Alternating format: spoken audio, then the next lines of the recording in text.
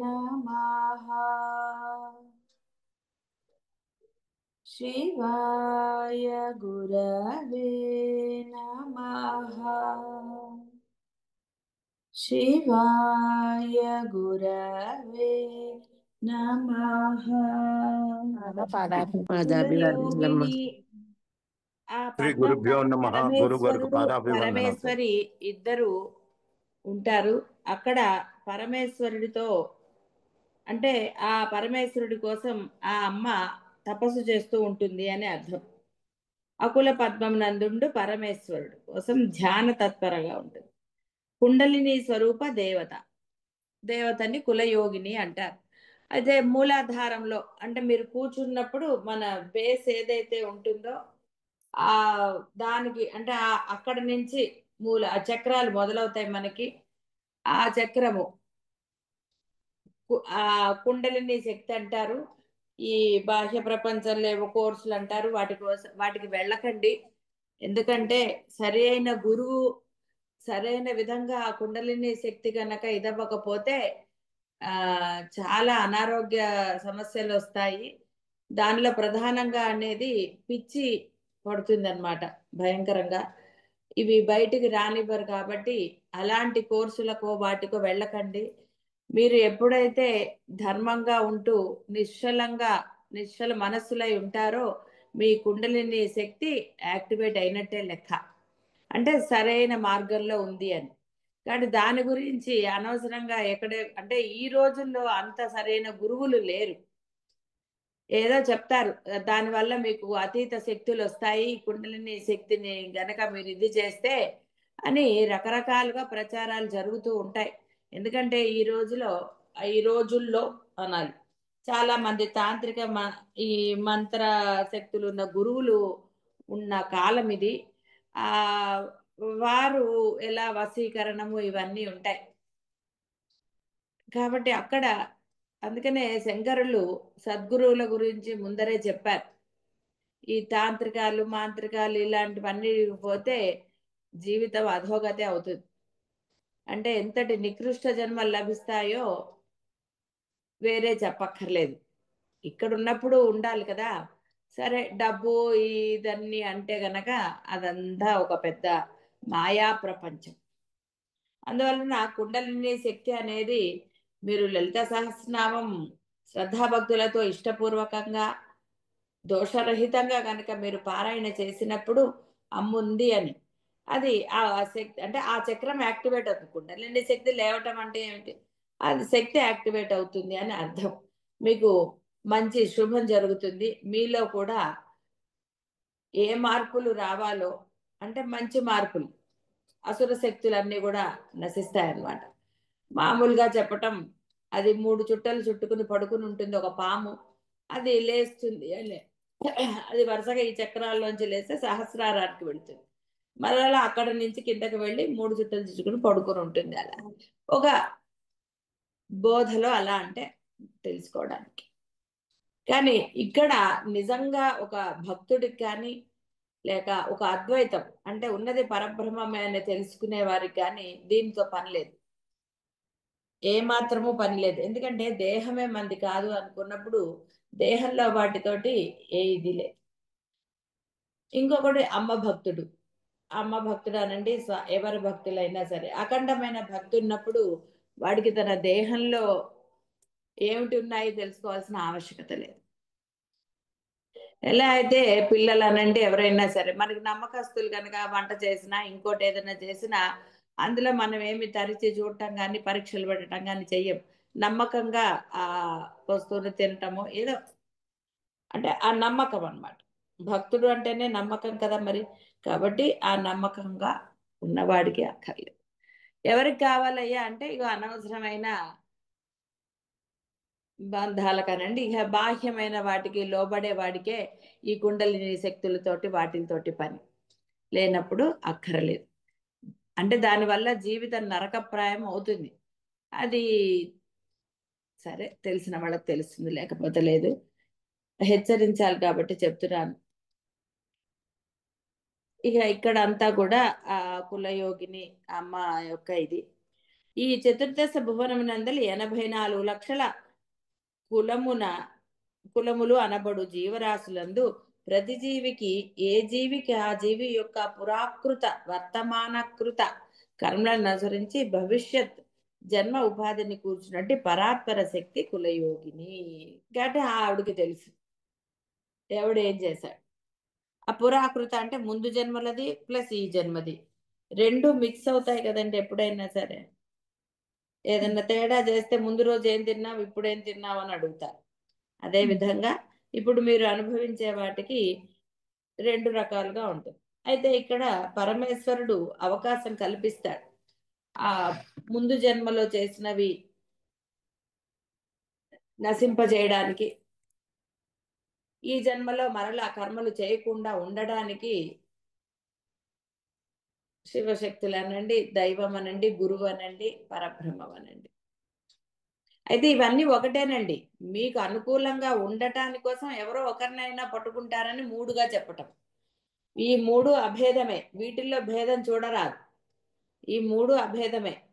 మీ గురువైనా సద్గురువు, నేను చెప్పేది సద్గురువైనా, మీరు ఆరాధించే దైవము, లేక ఉన్నది పరబ్రహ్మమే అన్న అద్వైత సిద్ధాంతం శంకరులది, రమణ మహర్షిది. ఈ మూడు అభేదమే. పట్టుకోవటానికి వీలుగా ఉంటుంది అంటే ఎవరి మానసిక స్థితి. అందరికీ సద్గురువు లభించవచ్చు, లభించకపోవచ్చు. దైవమందు అత్యంత భక్తి ప్రపత్తులు ఉండవచ్చు, ఉండకపోవచ్చు. అలాగే ఈ యొక్క అద్వైతం తెలియచ్చు, తెలియకపోవచ్చు. మూడు తెలిసినా ఏది పట్టుకోవాలన్న సందిగ్ధము ఉండవచ్చు. కాబట్టి సందిగ్ధం ఉన్నప్పుడు తన మనసుకు ఎవరిని ఆశ్రయిస్తే ప్రశాంతతగా అనిపిస్తోందో, పరమానందం లభిస్తుందో వారిని వారు నిర్భయంగా పట్టుకోవచ్చు. ఇక అదే సర్వస్య శరణాగతి. ఇటు అటు పరిగెట్టడం కాదు, నిశ్చలంగా కూర్చోటం అంటే ఏమిటి? దిక్కులు చూడకుండా ఏకదృష్టి కలిగి ఉండటం యోగ దృష్టి అంటారు. అందుకే కన్నులు మూసుకొని నీలో చూసుకోవాలి. ఎందుకంటే లోపల ఉన్నది ఆ పరబ్రహ్మమే. ఎముకలు మధ్య సంస్థ అవి కాదు, లోపల ఉన్నది ఆ పరబ్రహ్మ శక్తి. అందుకని అంతఃకరణము అంతఃకరణం అన్న మన ఆ మనస్సుని కాస్త మామూలు జీవుడు దాన్ని ఒక పెద్ద ట్రెషర్ బాక్స్ అనాలా, మెమరీ బాక్స్ అనాలా, రకరకాలుగా చేసేవారు. దానివల్లనే వాడికి కష్టాలు సుఖాలు బాధలు ఇక సరే చెప్పక్కర్లేదు. అందువలన ఇక్కడ ఇవన్నిటికీ కూడా ఆవిడ అవకాశం కల్పిస్తుంది. ఆ భక్తిలో నువ్వు లీనమైనప్పుడు నీ యొక్క ఎన్నో కర్మలు నశింపచేస్తుంది, సమర్థత కలిగినది. కాబట్టి మరలా నీవు చేయకుండా ఉండేటట్టుగా నీ మనస్సును మారుస్తుంది. అంటే నీలోని అసుర గుణాలను నశింపచేస్తుంది. నీకు ఒక ఆలోచన అంటే అయ్యో ఎందుకు నేను ఇలా అంటున్నాను అనకూడదు కదా, పాపం కదా అన ఎందుకు అనటం అనో ఏదో విచక్షణ కలుగుతుంది నేను. అందువలన ఆవిడ కుల యోగిని. అకుల కులము, వంశము, జాతి మొదలగు పదములచే సూచించబడినవన్నీ దృశ్య రూపములకు దేహేంద్రియ బుద్ధి ప్రాణాలకు సంబంధించినవి. కేవల దృగ్రూపిణి అగు పరమేశ్వరి ఆ దృశ్య రూపములకు కులములతో ఎట్టి సంబంధములు లేనందున అకుల అని. అకుల ఏ కులానికి సంబంధించింది అదే చెప్పబడింది కూడా. పరబ్రహ్మ స్వరూపము అంటే అర్థము ఈ అన్ని రూపాలు ఆయనవే. ఆయన లేనిదే ఏ రూపము కదలదు, మెదలదు. ఇది కదలకూడదు అంటే అది కదలదు. ఒక కొండ తీసుకోండి, ఒక రాయి అనండి, ఒక గోడ, వీటన్నిటిలో కూడా ఉన్నది పరబ్రహ్మ శక్తే, సందేహం లేదు. అది ఉంది కాబట్టి అది కదలటం లేదు. లేదు కాబట్టి కాదండి, కదిలేది ఆగిపోయింది అంటే అందులోంచి వెళ్ళిపోయింది అని అర్థం. అది మొదటి నుంచి కదలదు. ఆ పర్వతాలు అంతే కదలకుండా ఉన్నాయి కాబట్టి నీ యొక్క జీవనం సాగుతుంది. పూర్వకాలం కదిలేవని ఉంది, ఆ కథ కూడా తెలుసో తెలియదు. పర్వతాలకి చలన శక్తి ఉన్నది. ఇవన్నిటికి ఆ జీవులకి చాలా కష్టం అవుతుంది ఇవి. అప్పుడు అగస్త్య మహాముని కోరాట, నువ్వు ఈ దీన్ని ఎలా చేస్తావో చెయ్యి, పర్వతాలు కదలకుండా. సరేనని చెప్పి ఆయన, అగస్త్యుడు అంటే చాలా గొప్ప మహాముని, ఈ పర్వతాలన్నీ కూడా ఆయన మాట వింటాయి. అలా అప్పుడు ఆయన ఏం చేశాట, అన్ని పర్వతాలు నేను మళ్ళీ తిరిగి వచ్చే వరకు మీరెవరు ఇక్కడి నుంచి కదలడానికి వీల్లేదు, పెరగడానికి వీల్లేదు అన్నట్టు. అన్ని సరే అని ఆగిపోయాయి అక్కడ. ఆయన అలా శ్రీశైలం వెళ్ళిపోయారు, ఇంకా వెనక్కి రాలేదని ఒక కథనం. సరే, ఏది ఏమైనా పరమాత్మ శక్తి అనేది మన భావానికి అందనిది అత్యద్భుత శక్తిగా. అంటే ఈ శక్తి ఉన్నది, ఇది ఆయన దగ్గర లేదండి అనడానికి లేదు. అది పరబ్రహ్మమైన, దైవమైన, గురువైన. కాబట్టి ఇక్కడ ఆవిడ వీటన్నిటిలోనూ ఉంది ఆవిడ, సందేహం ఏం లేదు. కానీ దేనికి అంటకుండా ఉంది. అంటే మీరు చేసే కర్మకు మీరే బాధ్యులు, కానీ ఆవిడ కాదు. ఆవిడ ఉన్నది అంతే మీలో. ఏమంటే ఆవిడ లేకపోతే అసలు చేయలేం కదండి అంటే గొడవే లేదు. ఆవిడ లేకపోతే అంటే లోపల శక్తి లేకపోతే ఏమవుతుందో తెలుసు కదా. వివేకం ఉన్నవాడు ఎవడు అలా అనడు. ఆ వివేకంతో అయ్యో ఆవిడ ఉన్నప్పుడే దీపం ఉండగానే ఇల్లు చక్కబెట్టుకోవాలని ఒక సామెత మనకి. అంటే మనకి ఆ యొక్క సత్యం తెలిసినప్పుడే దానిని ఆచరణలో పెట్టుకుంటారు. అది వివేకవంతుల లక్షణం. అంటే పరమ సత్యం తెలిసినప్పుడే దానిని ఆచరణలో పెట్టుకుంటారు. ఆఫర్ ఉన్నప్పుడు వెళితే మీకు లాభం, కానీ ఆఫర్ అయిపోయాక వెళితే ఏం లాభం అండి? వాడు ఇవ్వడు కదా. అయితే అంతే. నీకు అప్పుడు అమ్మ ఆఫర్ ఇచ్చింది, తన గురించి చెప్తాను, అద్వైతం చెప్తాను, ఇవన్నీ మీకు తెలిసాయి. తెలిసిన తర్వాత ఆ విధంగా ఉండకుండా మరలా కింద స్థాయికి వెళ్ళిపోతే, పై మెట్టు వరకు ఎక్కారనుకోండి, ఏవో ఉన్నాయి, అక్కడికి వెళ్ళి దర్శనం చేసుకోవటమో, ఆ పైకి ఎక్కిన పర్పస్ ఏమిటో మీరు ఇది చేసుకోవాలి. అలా కాకుండా అయ్యో ఏదో మర్చిపోయానని మళ్ళీ కిందకి వెళ్తే అవకాశం అనేది ఆవిడ లెక్కలో ఎన్ని ఉంటే అన్నిసార్లు ఇస్తుంది నీ నియతిలో. అలా కాకుండా మళ్ళీ నా ఇష్టము, నా గోల అన్నారనుకోండి, సరే ఏం జరుగుతుందో తెలుస్తుంది కదా. న్యాయముగా దృగ్రూపుడైన జీవుడు అవిద్యావశమున దృశ్యరూపమైన ఈ యొక్క కులాన్ని తన యందు ఆరోపించుకొని, నేను బ్రాహ్మణుడను, నేను శూద్రుడను అను రకరకాల భావములతో వ్యవహరిస్తూ తన వర్ణోచిత అనుష్ఠానముచే పరమేశ్వరుణ్ణి ఆరాధిస్తాడు. జన్మాంతమున ఉత్కృష్టమగు జన్మను పొందుచు చివరకు పరమాత్మయే తానను నిశ్చయ జ్ఞానమును కలుగ. అంతవరకు తన కులోచిత ధర్మలను అనుష్ఠించి తీరాలి. అట్టి అద్వైత నిశ్చల తత్వం కలిగిన మీద తాను అకులుడు అని అనబడతాడు. అంటే ఆ యొక్క స్థితి కలుగు. అంటే ముందు అజ్ఞాన వశమున అంటే ఏం తెలుస్తుందండి? మీరు పుట్టారు ఇప్పటి వరకు, ఇప్పటికీ చాలా మందికి అద్వైతం అంటే అర్థము అవదు, అర్థం చేసుకోరు, ప్లస్ రకరకాల. కాబట్టి ఎప్పుడైతే ఉన్నది పరబ్రహ్మమే అనరో అదంతా అజ్ఞానమే, అవిద్యావశమున. తను కులంలో పుట్టాడు. ఆ కులంలో పుట్టినప్పుడు ఆ కులానికి అంటే ఆ వంశానికి ఏవైతే ఆచార వ్యవహారాలు ఉన్నాయో అది అతను పాటించి తీరాలి. అంటే ధర్మం కదండి, ఫస్ట్ ధర్మం ఉండాలి. ధర్మం ఉంటేనే నీలోని అజ్ఞానం నశిస్తుంది. ఏమండి మాకు అజ్ఞానం నశించకపోయినా అద్వైతం తెలిసిందండి అంటే పూర్వజన్మ సుకృతం అన్న ఏదో ఒక కథ చెప్పాలి. అవన్నీ ఎందుకురా, ఇప్పుడు నీకు తెలిసింది కదా. ఏదైతే ఏమిటి, నువ్వు పరమ దుర్మార్గుడమైనా భిక్షుగీత చెప్పుకోవటం లేదు, పరమ దుర్మార్గుడు అయితే మటుకు అతని జ్ఞానం కలగలేదు. కలిగింది. కలిగిన తర్వాత ప్రశ్నలు ఎందుకండి, ఎందుకు కలిగింది అని అంటాం ఎందుకు? నిధి లభించాక ఆహా ఎందుకు నాకు లభించింది అని అంటాడా? అన్నారు కదండి. ఆకలేస్తుంది అనుకోండి, ఏది ఉందో అది గబగబా తింటాడు, కానీ ఇదా అదా అనుకుంటూ నిమిషాలు లెక్క పెడితే ఇది అంతే. ఎందుకంటే కాలం ఎవరి కోసం ఆగదు. మీకు ఆ పరమాద్భుతమైన ఆ అమ్మ స్వరూపం తెలిసిందనుకోండి, స్వరూపం లేనమ్మ స్వరూపం పొందితే కూడా ఎంతటి సమర్థతో అది తెలిసింది. ఆవిడ ఎక్కడికి తీసుకెళ్తుంది? ఉత్కృష్టమైన అని చెప్పారు ఇక్కడే. ఉత్కృష్టమగు ఉన్నత జన్మని ఈ జన్మలోనే దాన్ని ఉత్కృష్టం చేసుకోవచ్చు, లేదా మరు జన్మలో ఆ విధంగా ఉత్తమ జన్మ, ఉత్కృష్టమైన జన్మ అంటే ఇక దానికి ఇక వేరే లేదనమాట, మళ్ళీ పునరావృతం అవ్వదు జన్మ. ఆ విధంగా తరిస్తాడు ఆ జీవుడు. అంటే అది తెలిసిపోతుంది తాను ఎందుకు అంటే ఈ మానవ దేహం అనేది కేవలం ఆయన లీల కోసం వచ్చిన దేహాన్ని బట్టి అన్ని దేహాల్లో తానే ఉన్నాడు, కానీ ఎక్కడా అంటుకోడు, దేనికి కర్త కాదు. ఇక్కడే మనకు అర్థం, కర్త కాడు కాబట్టి ఆనందంగా ఉన్నాడు, ఏదైనా చేయగలుగుతున్నాడు. మీరు కర్త అంటున్నారు కాబట్టి మీరు లిమిటెడ్ అయిపోయారు. నేను అన్నప్పుడు లిమిటేషన్స్ ఉన్నాయి, నేను లేనప్పుడు అన్లిమిటెడ్. వసుధైక కుటుంబం అంటారు, అంతా నాదే. అలా అని పంచిపెట్టమని ఏం చెప్పలేదు, భావనతో ఉండమని చెప్పారు. కాబట్టి ఇక్కడ ఆ అమ్మ ఎప్పుడైతే వీడు తన వంశానుసారంగా చేస్తూ ఉంటాడో అప్పుడు అతనికి ఆ యొక్క జ్ఞానాన్ని కలిగింపచేస్తుంది. ధర్మంగా ఉన్నాడు వాడు.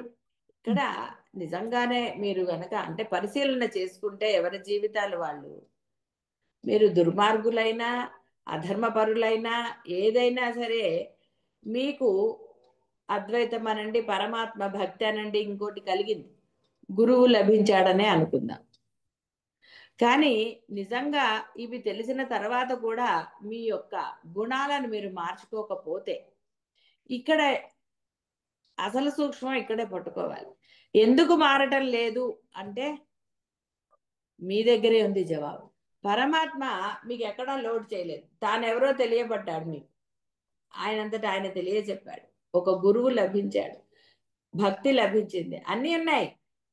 కానీ నీ బుద్ధి మారటం లేదు అంటే ఇక్కడ ఏమిటి పనిచేస్తుంది అన్న సూక్ష్మం నీవు గ్రహిస్తే, అంటే నాలోని ఆ అసుర బుద్ధిని గనక,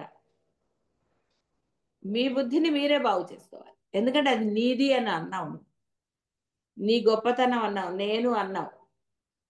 అందుకే ఇన్ని లభించిన వాడు దాన్ని దుర్వినియోగం చేసుకుని మళ్ళీ నికృష్ట జన్మలు పొందుతారు, సందేహమే లేదండి. కాబట్టి ఎప్పుడు లభించిందో అప్పుడు, అంటే ఈ యొక్క జ్ఞానం లభించిందో దాన్ని సద్వినియోగం చేసుకుంటే హాయిగా జన్మరాహిత్యం ఈ జన్మలోనే పొందవచ్చు, ఆ పరమానందం కానీ వీడు ఏమంటున్నాడు, ఈ బాహ్యమైనవే నాకు పరమానందం. ఎందుకంటే నలుగురు తిట్టుకునే జీవితం మంచిదా? నీ ఎదురుగుండా నోరు మూసుకుని ఉండి నీ వెనకాల అనేవాళ్ళు ఉండరని నీకు తెలియదా? తెలుసు. అయినా సరే అహంకారం, ఎంతటి అహంకారం అంటే ఇక దానికి చెప్పక్కర్లేదు, నికృష్ట జన్మలు పొందేంత అహంకారం. ఎందుకంటే తీరిగ్గా కూర్చుని నికృష్ట జన్మలు సంపాదించింది సరిపోలేదు, లేదా అవతల వాళ్ళ విషయాలు ఎందుకండి జోక్యం చేసుకోవటం? నీ మాన నేను ఇది చెయ్యి, చేతనైన సహాయం చేయి, లేదు నోరు మూసుకు కూర్చో. చేయమని ఏమనలేదు, చేతనైతే చెయ్యన్నారు. అది కూడా నువ్వు అనుకున్నంత మాత్రాన అందరికి సహాయం చేయలేవు. ఇవి రకరకాలు. సరే, ఎందుకు ఇది వచ్చింది కాబట్టి చెప్పడం జరిగింది. కాబట్టి అవిద్యావశమున దృశ్యరూపమైన కులమును తన యందు ఆరోపించుకుని ఇవి అనుకుంటాడు, తన వర్ణోచిత అనుష్ఠానముచే ఆ యొక్క పరమాత్మని ఆరాధిస్తాడు. పరమాత్మ అంటే రూపం పొందిన దేవతలు, ఇక్కడ పరమాత్మ. ఆ తర్వాత తానే ఆ పరమాత్మ అన్న నిశ్చయ జ్ఞానం కలుగుతుంది అతనికి. అప్పుడు అతను ఇహ తన జన్మ సార్థకం పొందుతాడు. మీరెవరో మీకు తెలిసే వరకు, అంటే మీ పూర్వజన అలా కాదు. ఈ మానవ జన్మ అనేది కేవలం తాను పరమాత్మని తెలుసుకోవడానికి మాత్రమే, ఆస్తులు సంపాదించడానికో ఇంకోటో ఇంకోటో కాదు. ఎన్ని గ్రంథాలు చదివారు, ఎన్ని శాస్త్రాలు చదివారు, ఎన్ని స్తోత్రాలు నేర్చుకున్నారా, ఇంకోటో కాదు. నీవు ఈ జన్మ అంటే నీవు ఈ యొక్క రూపం, ఈ ఉపాధి ఏదైతే నువ్వు పొందావో, ఈ మానవ ఉపాధి, అది అంతటా వ్యాపించి ఉన్న ఆ శక్తే, విడిగా లేదు. అంటే ఈ ఊరు పేరు కులము గోత్రాలు ఇవన్నీ కూడా కేవలం వ్యవహారానికి మాత్రమే. మీరు ఆఫీస్కి వెళ్తే ఐడి కార్డు వ్యవహారానికే కదండి, అక్కడే పనికొస్తుంది, ఇంకా వేరే చోట పనికొస్తుందా? ఏమి పనికిరాదు. అంటే వ్యవహారానికేరా నీ యొక్క అవన్నీ కూడా. కానీ అసలైనది ఆ యొక్క జీవితం సార్థకం అనండి, ఇంకోటి అనండి, ఏదైనా సరే నీవే అహం బ్రహ్మాస్మి, ప్రజ్ఞానం బ్రహ్మ, ఇవన్నీ నేనే బ్రహ్మను. అంటే ఈ అంతటా ఏ శక్తి అయితే వ్యాపించి ఉందో ఆ శక్తిని నేనే. అని ఆ విధంగా నువ్వు ఉండగలగాలి, ఉండాలి. అప్పుడే మళ్ళీ నికృష్టపు జన్మలు నువ్వు పొందక్కర్లేదు. అంటే ఇక్కడ అది చెప్పారు అక్కడ. కాబట్టి అప్పుడు ఆ ధర్మాలను అనుష్ఠిస్తే గనక ఇవన్నీ కూడా కలుగుతాయి. అద్వైత నిశ్చల తత్వం కలిగిన మీదట అహం బ్రహ్మాస్మి స్థితి, అకులుడు అంటే అహం బ్రహ్మాస్మి స్థితి, ఆ నిశ్చల మనస్సు లభిస్తుంది. కాబట్టి ఎన్ని ఉన్నా కూడా, ఎంతమంది ఏదున్నా అమ్మ దేనికి కర్త కాదు. ఇదే గుర్తుపెట్టుకోండి, మీరు కర్త అన్నారా లోబడిపోయారే, లిమిటెడ్. అకర్తగా ఉన్నారా అన్లిమిటెడ్ గా ఉండొచ్చు. నేను నా కుటుంబము అంటే ఎంత స్వార్థంగా అలాగే ఉండిపోయారు కదండి. అదే అందరూ మన వాళ్ళే, ఎవరు పరాయి వాళ్ళు అనుకున్న వాడి మనస్సు ఎంత హాయిగా ఉంటుంది, అది ఆచరణలో పెట్టినప్పుడే తెలుస్తుంది. కాబట్టి పరమేశ్వరి అందరికీ సమానం. సాధకులు వారి వారి యొక్క ఆరాధనను చేస్తూ ఉంటారు. మనసును బట్టి సాధనలో భేదం ఉంటుంది. అంతా ఇదని అంటే ఆ యొక్క మనసా వాచ కర్మణ ఎవరైతే ఈ అద్వైత సారం అనండి, భక్తి సారం అనండి, ఏదైనా సరే గ్రహించిన వాడు హాయిగా నిశ్చల మనస్కుడు అయిపోతాడు వెంటనే, జనక మహారాజు లాగా. అలా కాని వాళ్ళు ఇక కాసేపు సాధన, కాసేపు బాహ్య సాధన. బాహ్య సాధన అంటే అర్థమైంది కదా, బాహ్య ప్రపంచంలో నేను అని తిరుగుతూ ఉంటాడు. ఏదో కొంత సమయం పెడతాడు అమ్మా అని, వాడికి అహం బ్రహ్మాస్మి స్థితి కలగమంటే ఎలా కలుగుతుందండి? కలగదు. సందేహమే లేదు. ఎవరి జీవితాలు వాళ్ళు చూసుకోండి. మీరు అహం బ్రహ్మాస్మి స్థితిలో ఉంటున్నారా, లేక ఏ స్థితిలో ఉన్నా నేను ఫలానా అని ఉంటున్నారా అనేది మీకే తెలుసు. కాబట్టి భేదంలో అంటే సాధకులు వారి వారి యొక్క మానసిక స్థితిని బట్టి భేదం ఉంటుంది. ఇందులో కలుగు ఫలము వర్తమాన జన్మ కన్నా ఉత్తమమగు భవిష్యత్ జన్మ స్థితులు కలుగుతాయి. దృశ్యం అనములకు దేహేంద్రియ బుద్ధి ప్రాణ రూపములకు కులములకు భిన్నమై ఏ కులమునకు చెందక అన్ని కులములను ఏకదృష్టితో వీక్షించు కేవల దృగ్రూపియకు పరమేశ్వరి అకులా. కాబట్టి నీవు ఆ పరమేశ్వరివి, అందులో ఏం సందేహం. రామకృష్ణ పరమహంసది తెలుసుకున్న వాళ్ళకి అది తెలుసు. అంటే అంత భక్తిలో లీనమైపోవాలి. సర్వము అదే అన్న ఆ దాంట్లో ఉన్నప్పుడు మాత్రమే ఆ యొక్క ఉన్నత జన్మ. అహం బ్రహ్మాస్మి, నేను బ్రహ్మమునే, ఉన్నది బ్రహ్మే, అందులో ఏం సందేహం లేదు. ఏమండి మాకు ఆ సందేహాలు ఉన్నాయి అంటే, సరే సందేహం తీర్చుకో. ఉన్నతమాడిన వాటి యందు ఉన్న సందేహాలను తీర్చుకుంటే నువ్వు ఉన్నతుడు అవుతావు. అంతేగాని ఎంతసేపు ఈ నశించే వాటి గురించి ఎన్ని చేస్తే మటుకు ఏంటండి, ఏమీ లేదు. ఇది పోతే ఇంకోటి వస్తుంది, అది పోతే ఇంకోటి వస్తుంది, అలా రకరకాలుగా ఉంటుంది తప్ప అక్కడ నీకు లభించేదేమి. కాబట్టి ఇవన్నిటికీ మనకి రమణ మహర్షి తత్వం అనండి, పెరియవారు చెప్పింది అదే. కాకపోతే ఆయన పీఠాధిపతి కాబట్టి, ఒరే నువ్వు గృహస్థుగా ఉంటే ఇలా చెయ్యాలరా అని చెప్పారు ఆయన. ఆయన అహం బ్రహ్మాస్మి స్థితిలోనే ఉన్నారు ఆయన. అక్కడ పీఠాధిపతిగా ఉన్న ఒక రామకృష్ణ పరమహంస, వీళ్ళందరూ కూడా మనకి బోధించింది అద్వైతమే. శంకరులైతే ఇహ ప్రతిపాదించి ఎన్నో గ్రంథాలనండి, శ్లోకాలనండి, మీరు ఎంతోమంది పారాయణ చేస్తున్నారు. అందుకని ఇక్కడ ఒక పారాయణ మనం చేస్తున్నాము, ఒక స్తోత్రం చదువుతున్నాము అంటే మిమ్మల్ని అర్థాలు చదవమన్నది కూడా అందుకే. ఎందుకంటే ఆ అర్థం చదువుతున్నప్పుడు మీరు నిజంగా అది ఆచరణలో పెడుతున్నారా లేదా అని చదువుకోండి. ఒట్టిగా రికార్డింగ్ చేసినందువల్ల లాభం ఉండదు. ఆ ఆకుల స్థితి మీరు పొందగలగాలి. పొందాలి అంటే మీరు చదువుతున్నది ఏమిటి, ఆచరణ పెడుతున్నది ఏమిటో అన్న విచక్షణ కలిగితే చాలు. సమయాంతస్థ సమయాంతస్థ సర్వాంతరస్థమగు పరబ్రహ్మం బండి చక్రం నందు భూమికి తగిలి తిరుగుతూ ఉంటుంది. ఇనుప పట్టాయన దానికి వాటికి ఇవన్నీ అంటే ఒక ఇరుసు ఉంటుంది కదండి, చక్రం తిరగాలి అంటే ఆ ఇరుసుని ఆధారంగా చేసుకుని ఒక బండి చక్రం తిరుగుతూ ఉంటుంది, ముందుకు వెళ్ళాలి కదా. ఇవన్నీ కూడా ఈ నాభి స్థానాన్ని ఆధారం చేసుకుని ఉన్నాయని అన్నారు. అన్నమయ ప్రాణమయ మనోమయ విజ్ఞానమయ ఆనందమయ కోశములు లోపల నుండి అనిర్వచనీయ వస్తువుని ఆధారం చేసుకుని ప్రవర్తిస్తూ ఉంటాయి. మరి లోపల ఉన్నది అనిర్వచనమైనది, నిర్వచనానికి అందనిది ఆ శక్తి. ఆ శక్తి లేకపోతే లోపల ఏమిటండి పని చేస్తాయి? ఏమి చెయ్యవు. మీరు తిన్నది ఎలా జీర్ణం అవుతోంది? ఒక మాట బయటికి ఎలా వస్తోంది? మీలోని సర్వము లోపల ఆ శక్తి ఉండటం వల్లనే జరుగుతోంది. మీ లోపల కానీ బయట కానివ్వండి. మీ బయట వ్యవహారము మీ లోపలి వ్యవహారం జరుగుతోంది అంటే ఒక అనిర్వచనమైన శక్తి, అద్భుతమైన ఆ శక్తి. దానికి రూపం లేదు, పేరు లేదు, అందుకనే దాన్ని బ్రహ్మము అన్నారు. బ్రహ్మాండమైనది కాబట్టి, లిమిటెడ్ కాదు కాబట్టి బ్రహ్మము అన్నారు. అటులనే అంటే ఇవన్నీ కూడా ఆ అనిర్వచనీయ వస్తువు లోపల ఉన్నది. దానినే అంతస్థ అన్నారు. లోపల స్థిరముగా ఉన్నది.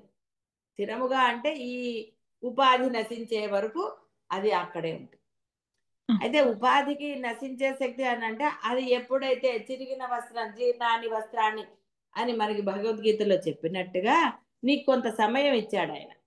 అదే సమయాంతస్థ అంటే ఇప్పుడు ఆ సమయం లోపల నీవు గనక అకులుడవైతే ఇక నీకు ఉపాధితో పని లేదు. అంటే ఆ సమయం నీకు ఇచ్చింది, నీకు తెలియబడింది, ఒరే నువ్వు అకులుడవిరా, అనవసరంగా ఈ కులాలతో నువ్వు తిరగమాక, అంటే ఈ బాహ్య వ్యవహారం అక్కర్లేదు నీకు, నువ్వు అసలు దేనికి చెందని ఆ పరబ్రహ్మ శక్తివే అని నీకు తెలియబడిన తర్వాత కూడా కాదు అని వ్యవహారం చేస్తే ఇక సరే చెప్పక్కర్లేదు. ఎందుకంటే నీకు సృష్ట జన్మలు ఊరికే తలుచుకోవటం, అందుకే ఉన్నతమైన ఆ జన్మలు తలుచుకుంటే సరిపోతుంది. కాబట్టి ఆ అకుల అనబడాలి. ఆ లోపల శక్తి నీవైపోతే చాలు. అవ్వడానికి వేరే ఏముందండి? సుమ్మ ఇరు అన్నాడు ఆయన. నోరు మూసు కూర్చోరా అన్నాడు. ఏమండి నేను కూర్చోలేకపోతున్నానండి అన్న వాళ్ళకి నామస్మరణం ఏదో ఒక సాధన చెప్పబడుతుంది. ఆ సాధనను వాడు ఆచరించాలి. ఏమండి ఎలా ఎన్ని సంవత్సరాలు ఆచరించాలి అంటే నువ్వు బాహ్య వ్యవహారం మానేస్తే చెప్పాడు కదా ఈ రికాబులోంచి కాలు ఆ రికాబులో పెట్టే లోపల నీకు జ్ఞానం కలుగుతుంది. ఎందుకంటే నిశ్చయ బుద్ధి నీలోనే కలగాలి. నేను ఎవరిని అన్న ఒక నిశ్చయ అభిప్రాయం నీకు ఎలా పెట్టుకుంటావో, ఆఫీసర్ అయిన తర్వాత నేను ఆఫీసరే అంటాడు కానీ వాడు క్లర్క్ అంటాడండి? ఇంకా అనడు కదా. వాడు నిశ్చయంగా నేను ఆఫీసర్ని అని అంటాడు. వాడు నిద్రలో లేపినా నేను ఆఫీసర్ని అంటాడు. మరి మీలో నిశ్చయ బుద్ధి కలగట్లేదుగా. మరి నేను అకులుడను, నేను దేనికి బంధింపబడి లేను, అహం బ్రహ్మాస్మి, నేను బ్రహ్మమునే, నేను ఆ యొక్క అఖండమైన శక్తిని, ఆ బ్రహ్మమునే అన్న నిశ్చయ బుద్ధి కలిగితే ఆ విధంగా ఆచరణ జరుగుతుంది. నిశ్చయ బుద్ధి కలగలేదు కాబట్టి అది కేవలం అప్పుడప్పుడు మాత్రమే కలిగి మిగతా సమయంలో నేను నేను నేను నేను అన్నాడు. ఈ నేను ఎప్పుడైతే వ్యవహారం జరుగుతుందో నాది నావి ఇహసారి చెప్పక్కర్లేదు, అసలు శక్తులన్నీ వచ్చేసాయి. కాబట్టి ఆవిడ అంతస్థ శృతి స్మృతి విహితమగు వర్ణాశ్రమోచిత ధర్మములను ఆచరించు సమయాచార పరుల అంతస్థులు ఎందుంటున్నది గాన సమయాంతస్థ అనబడుతుంది. అంటే ఇక్కడ ఆవిడ అందరిలోనూ ఉంది కదా, ఆ లోపల ఉంది, నీ ఆచరణలోనూ ఉంది. ఆవిడ లేనిది ఎక్కడ? ఎందుకంటే ఇక్కడ అమ్మ గురించి చెప్తున్నాం కాబట్టి. అమ్మ కూడా అద్వైతే, ఆమెమి నేను ఫలానా అనలేదు. ఆవిడ రూపంతోనే ఉండిపోలేదు. నువ్వు రూపంతో ఆరాధించినప్పుడు రూపంగా కనపడింది. ఆ నామ రూపరహిత అని చెప్పుకుంటున్నాం కదా, నామంతో చెప్పుకున్నావు, రూపం నిష్క్రమించేసింది, తర్వాత నామం కూడా పోయింది, మిగిలింది ఒకటి బ్రహ్మమే, అఖండమైన శక్తి. లోపల ఏ శక్తి అయితే ఉందో నీవు మాట్లాడడానికి నడవడానికి అన్నిటికీ ఏ శక్తి నీలో పనిచేస్తోందో ఆ శక్తి బాహ్యంలో కూడా ఉందిరా అన్న సంగతి ఎప్పుడైతే నీకు నిశ్చయంగా తెలిసిపోయిందో ఇక నేను అన్న వ్యవహారం ఎక్కడుంటుందండి? నిశ్చయ బుద్ధి లేనందువల్లనే నేను అన్న వ్యవహారం ఇంకా జరుగుతుంది. నేను అకులుడను, నాకు దేనికి. అందుకని ఇక్కడ కులం అదే. అందుకే శంకరుల కథ కూడా చాలా అద్భుతమైన కథ, చాలా సార్లు చెప్పుకున్నా. ఆయన నది నుంచి వస్తూ ఒక చండానుడు, అంటే ఇక్కడ ఇది పరమాత్మ లీల, శివుడు అలా వచ్చాడని కూడా చెప్తారు. అంటే తన భక్తుడిలో కనుక ఎక్కడైనా ఇంకా కొంత ఇలాంటి దోషాలు ఉంటే పరమేశ్వరుడు ఆ యొక్క దోషాలను తీసివేస్తాడు. అందుకని తానే స్వయంగా వస్తాడు, రూపం పొంది, ఆ బ్రహ్మమే రూపం పొంది వస్తాడు. అలా ఆయన జరుగు అంటే ఎవరిని జరగమంటున్నావు అని ఒక మనకి కథ ఉన్నది. అది ఇది జరిగిందా జరగలేదా అన్న అనవసరమైన జోలికి వెళ్లకుండా ఆ పరమేశ్వరుడే చెప్పారు కదా కులం అనేదే లేదని, ఇంకా ఎందుకు నేను కులాన్ని పట్టుకు తిరుగుతున్నాను. ఎస్, నువ్వు ఇప్పుడు ఆచార వ్యవహారాల్లో ఉన్నావు, అప్పుడు పాటించు. కానీ ఇక్కడ అంటే నీ యొక్క అనుష్ఠానానికి దానికి తగినట్టుగా నువ్వు ప్రవర్తించు, అందులో సందేహం లేదు. అది పాటించి తీరాలి కాబట్టి.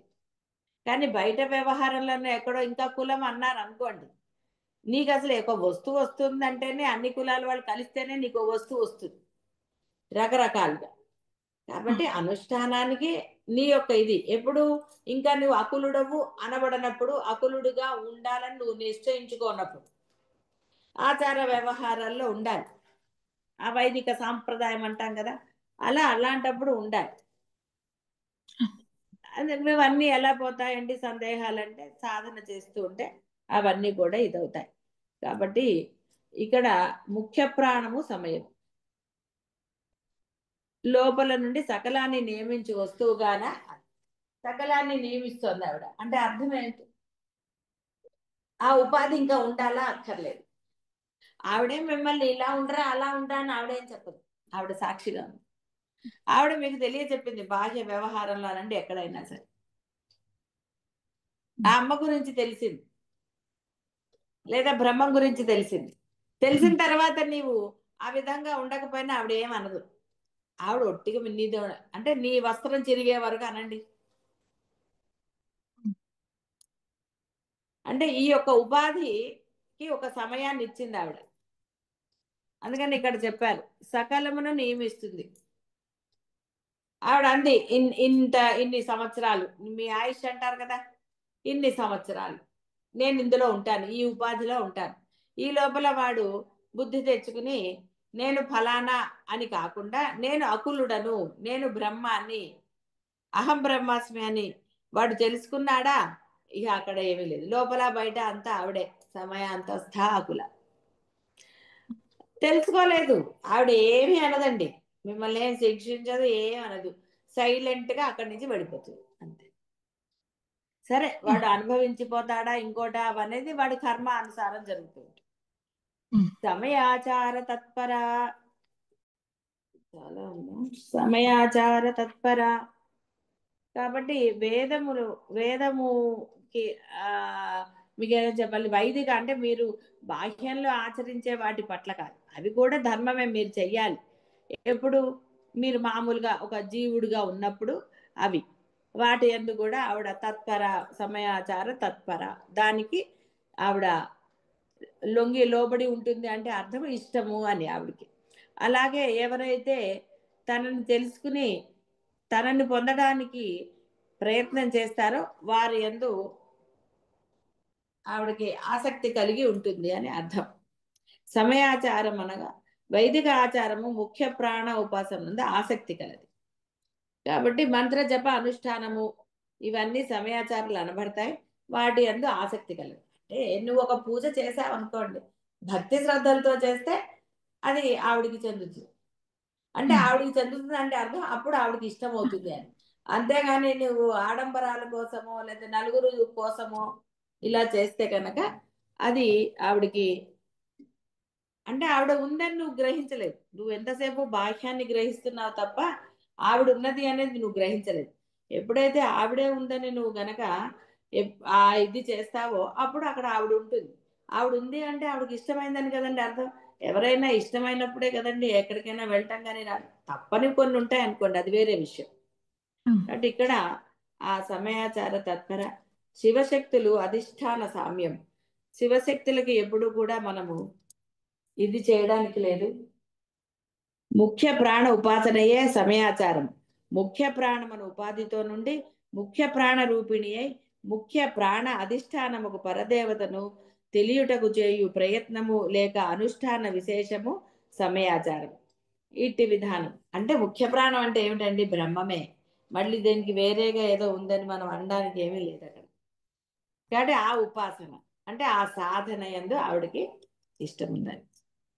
సరే, ఇంకేది ఇంకా కొంచెం ఉంది, రేపు చెప్పుకుందాం. శుభం భూయాత్.